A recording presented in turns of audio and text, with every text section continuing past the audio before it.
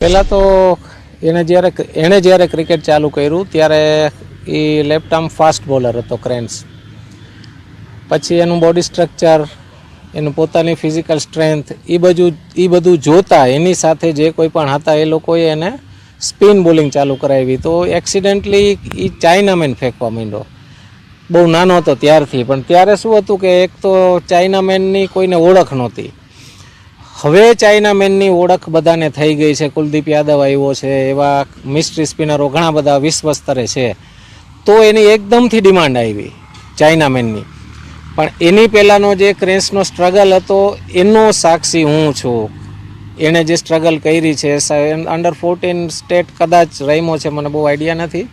પણ 14 પછી ક્રેન્સ મારી પાસે આવ્યો.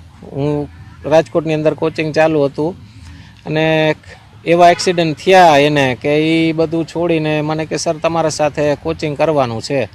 કાંઈ વાંધો નહીં બેટા, શું કરે છે? તો કે ચાઇનામેન. આના સિવાયના બધા ઉપરનું ક્રિકેટ રમી ગયા, ક્રેન્સ સિવાયના. 6 થી 7 વર્ષ ક્રેન્સને એ સ્ટેજ ઉપર આવતા લાગ્યા. એના અંદર જે છે મને જે દેખાય છે, એક તો શું હતું કે એને મેં 3:30 સવારમાં 3:30નો ટાઈમ આપ્યો હોય તો એ 3:30માં પાંચે આવી ગયો હોય. મેં 2011-12થી કોચિંગ ચાલુ કર્યું. તો આના જેવા 30 થી 32 છોકરા જે છે 14થી રણજી ટ્રોફીના લેવલ સુધી રમે છે. અને હવે આપણે કહી શકીએ કે મારા છોકરા IPL સુધી રમે છે. હોપ કે જે રીતે અત્યારે જાય છે, જો એ જ સ્ટાન્ડર્ડ ઉપર કામ કરશે તો ઇન્ડિયા પણ રમી શકે. ક્રિકેટ રમું છું, લાસ્ટ 10 યરથી ક્રિકેટ રમું છું. અને હું લાસ્ટ યર સનરાઇઝર્સ હૈદરાબાદ માટે નેટ બોલર રહી ચૂક્યો છું. અને એ બહુ સારો એક્સપિરિયન્સ છે. ઘણા બધા મોટા પ્લેયર છે, જેમ કે અભિષેક શર્મા છે, ટ્રેવિસ હેડ છે, ક્લાસેન છે, પેટ કમિન્સ છે, બધા ભેગું ડ્રેસિંગ રૂમ શેર કરવાનું મળ્યું અને ઘણું બધું શીખવા મળ્યું. કઈ રીતની બોલિંગ કરાય મોટા પ્લેયર હોય તો, અને કઈ રીતની બોલિંગ કરાય, ક્યાં નાખાય ને એમ બધું. ક્રિકેટની શરૂઆત કરી ત્યારે હું લેફ્ટ આર્મ પેસ બોલર હતો અને પછી એના પછી લેફ્ટ આર્મ સ્પિનર બન્યો. અને પછી એમને હું ચાઇનામેન નાખતો હતો. તો પછી સર જોઈ ગયા તો સરે કીધું આ તો બહુ સરસ છૂટે છે હાથમાંથી. અને પછી ત્યારથી 7 વર્ષ થયા ચાઇનામેન નાખું છું એના.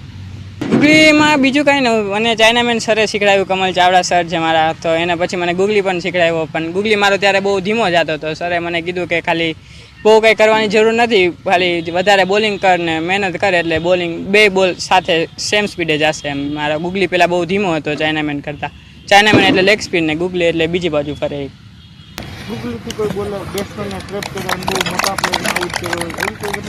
હા, હમણાં જ ક્લાસનો વિડીયો આવ્યો હતો, એ મારા ગુગલીમાં ફસાઈ જતો. એને મને દેખાતો નહોતો મારો ગુગલી, એટલે એને હમણાં વિડીયો શેર કર્યો હતો.